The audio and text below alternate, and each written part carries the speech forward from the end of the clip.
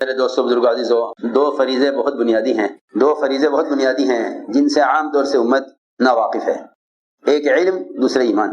اور یہ دو فریضے ایسے فریضے ہیں کہ جن کو حاصل کیے بغیر کسی عمل کا اعتبار نہیں ہے۔ یہ دو ایسے فریضے بنیادی ہیں، علم اور ایمان، کہ ان کو حاصل کیے بغیر کسی عمل کا اعتبار نہیں ہے۔ نہ کوئی عمل اللہ کے یہاں قابل قبول ہے جب تک علم نہ ہو، اور کوئی عمل اللہ کے یہاں قابل قبول نہیں جب تک ایمان نہ ہو، کیونکہ ایمان اخلاص ایک ہی چیز ہے، جس طرح شرک اور ریا ایک ہی چیز ہے۔ میں نے عرض کیا یہ دو فریضے بنیادی ہیں، علم اور ایمان، اور لوگ ان دونوں فریضوں سے غافل ہیں۔ ایمان سے اس لیے غافل ہیں کہ ایمان والے تو ہم پیدا ہی کیے گئے ہیں، باپ دادا پر دادا سارے ایمان والے تھے۔ جب میں مسلمان گھرانے میں پیدا ہوا ہوں تو پھر مجھے ایمان کی کیا ضرورت ہے؟ اس زمانے میں لوگوں نے یہ سمجھ لیا ہے کہ ایمان لانا کسی مشرک کا اسلام میں داخل ہونے کو کہتے ہیں۔ لوگ سمجھتے ہیں کہ ہمارا اسلامی گھرانے میں پیدا ہونا یہ ہمارے ایمان، ہمارے مومن ہونے کے لیے کافی ہے۔ حالانکہ اللہ رب العزت کسی بھی انسان کو غیر مسلم پیدا نہیں کرتے۔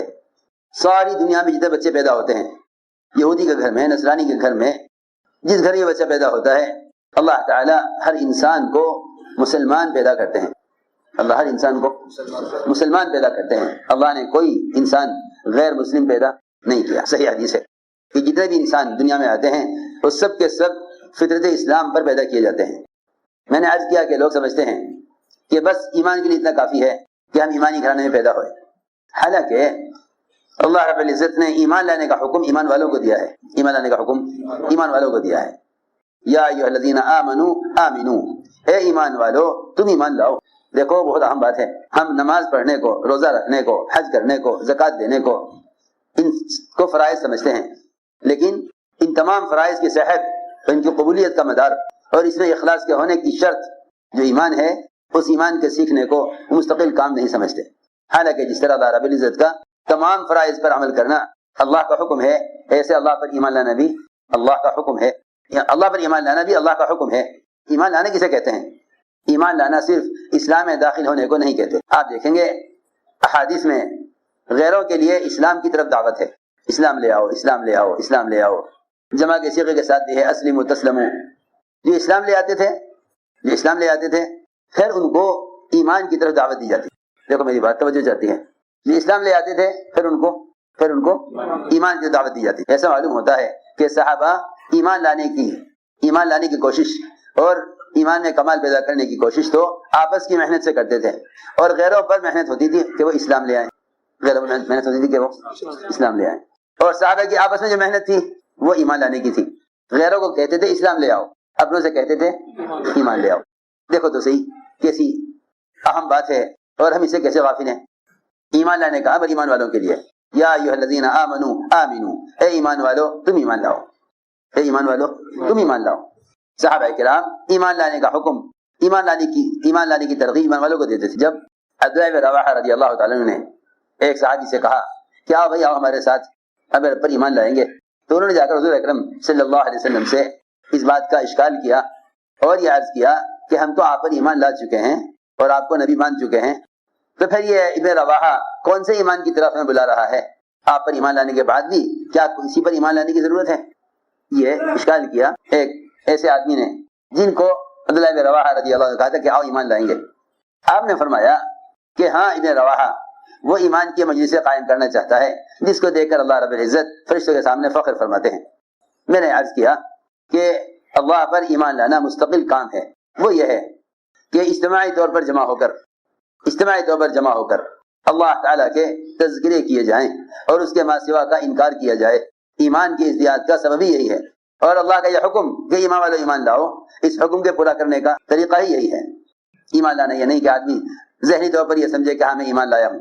ایمان لانا کہتے ہیں، ایمان لاتے رہنا کہتے ہیں ایمان کو تازہ کرتے رہنا اور ایمان کی تجدید کرتے رہنا۔ ایمان کی تجدید کرنے کو کہتے ہیں ایمان لانا۔ ارے سنو تو صحیح، ایمان کی تجدید کو کہتے ہیں ایمان لانا۔ اللہ نے حکم دیا قرآن میں، اے ایمان والو ایمان لاؤ۔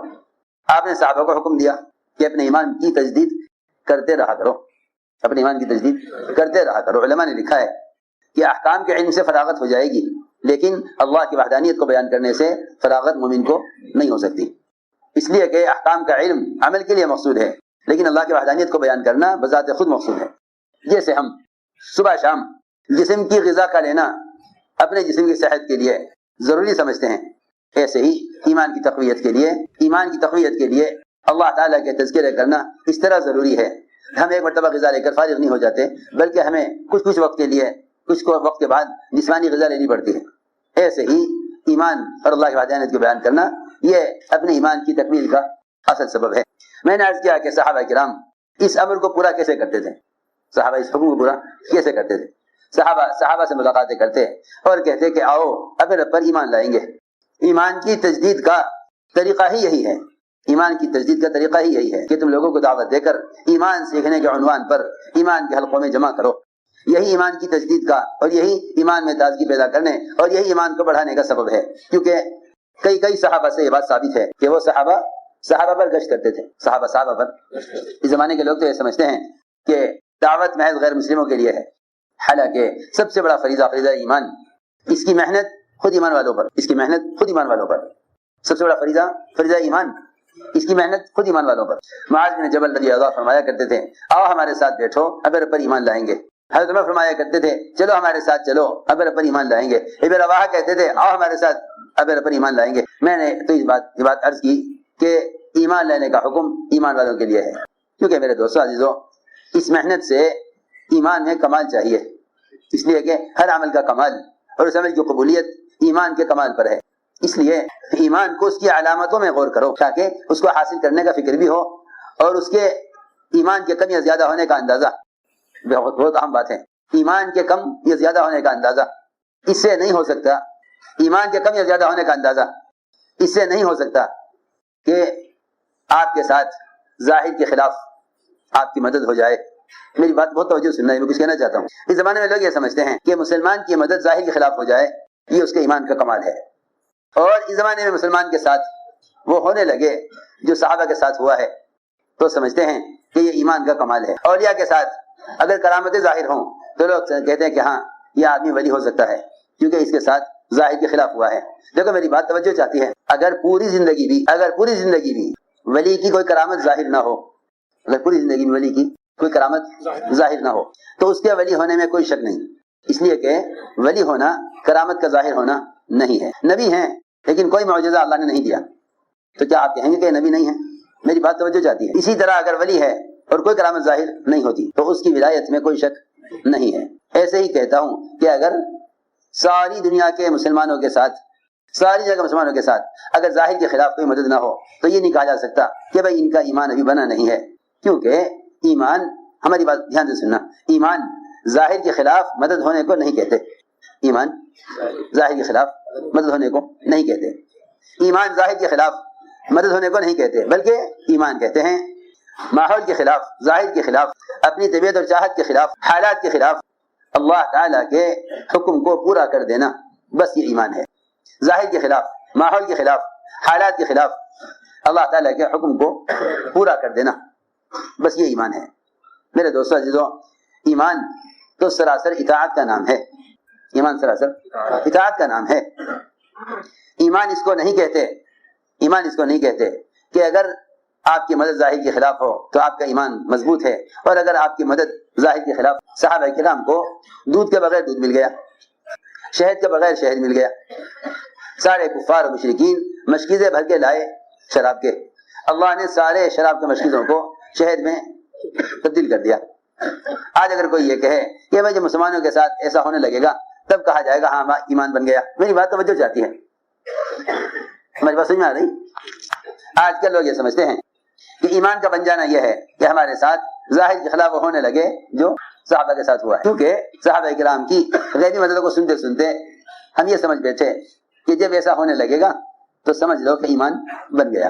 حالانکہ میں آپ کو بتاؤں، اگر اللہ رب العزت ساری دنیا کے مسلمانوں کو دنیا میں سے ایک پائی پیسے کی نہ دیں، ایک ٹکڑا روٹی کا نہ دیں، ایک کپڑا پہننے کو ایک ٹکڑا کپڑے کا نہ دیں پہننے کو، ایک جھونپڑا نہ دیں مسلمانوں کو سر چھپانے کو، اور یہ ساری دنیا کے مسلمان اللہ تعالیٰ کے احکام اور اس کے عوامر کو پورا کریں تو یہ کامل ایمان والے ہیں، یہ کامل ایمان والے ہیں۔ اس لیے کہ اللہ تعالیٰ کا حکم پورا کر دینا اس کی رضا کے لیے یہ ایمان کا خلاصہ ہے۔ تم یہ مت دیکھو کہ مسلمان کے ساتھ ظاہر کے خلاف کیا مدد ہوئی، یہ دیکھو کہ مسلمان نے اللہ کا حکم اس کی رضا کے لیے پورا کر دیا یا نہیں. اگر اللہ رب العزت ساری دنیا کے مسلمانوں کو ان کے عمل پر کچھ نہ دیں، ان کے عمل پر کچھ نہ دیں، تو یہ نہیں کہہ سکتے کہ مسلمان کا بھی ایمان بنا نہیں ہے. بس میں یہ کہنا چاہتا ہوں کہ ظاہر کے خلاف مدد ہونا یا کرامات کا ظاہر ہونا یہ ایمان کی علامت نہیں ہے. کیونکہ بعض لوگ یوں سمجھتے ہیں کہ بھائی جب تک مسلمان کی مدد ظاہر کے خلاف نہ ہو جاوے اس وقت تک اس کا ایمان میں کمال نہیں پیدا ہوا. حالانکہ میں تو عرض کر چکا کہ اگر اللہ مسلمان کو دنیا میں کچھ بھی نہ دیں اور یہ پوری زندگی اللہ تعالیٰ کی اطاعت میں اور اس کی عبادت میں گزار دے تو یہ آدمی مومن کامل ہے، اگرچہ اس کے ساتھ ظاہر کے خلاف کچھ نہ ہو. ہم نے عرض کیا کہ ایمان کی اپنی علامتیں ہیں، ایمان کی اپنی علامتیں ہیں. ایمان کو ایمان کی علامتوں میں غور کرو، ایمان کو ایمان کی علامتوں میں غور کرو، کہ ایمان کو ایمان کی علامتوں میں غور کرو اور یہ ایمان کی علامتیں احادیث میں تلاش کرو. یہ نہیں کہ تم ظاہر کے خلاف ہونے کو ایمان سمجھو. وہ تو ساری دنیا کو اکٹھا کر لیا جاوے تو اس کی حیثیت ایمان کے مقابلے میں بالکل ایسی ہے جیسے آدمی اگر بھینس خریدتا ہے تو اس کا ارادہ دودھ کا ہوتا ہے، گوبر کا ارادہ نہیں ہوتا، گوبر کا ارادہ نہیں ہوتا. جس طرح بھینس کے ساتھ گوبر کا ہونا لازم ہے، بھینس کے ساتھ گوبر کا ہونا لازم ہے. خدا کی قسم اسی طرح اللہ کی اطاعت اور اللہ تعالیٰ کی عبادت کے ساتھ دنیا کا مل جانا تو ایک گوبر کی حیثیت رکھتا ہے. کیا کوئی دنیا میں ایسا شخص ہوگا جو بھینس گوبر کے لیے خریدتا ہو، بھینس گوبر کے لیے خریدتا ہو، یا یہ چاہتا ہو کہ بھئی ایسی بھینس چاہیے جو گوبر زیادہ کرتی ہو تاکہ ہم اس سے اپلے بنائیں، کھانے پکائیں اور اس کے گوبر کو مختلف ضروریات میں استعمال کریں؟ ایسا تو میرے خیال سے کوئی سوچنے والا دنیا میں نہیں ہوگا جو ایسی بھینس خریدنا چاہے جو گوبر زیادہ کرتی ہو. یوں کہے گا ایسی بھینس بتاؤ جو دودھ زیادہ دیتی ہو، جو دودھ زیادہ دیتی ہو. بس یہ بات یاد رکھو. کائنات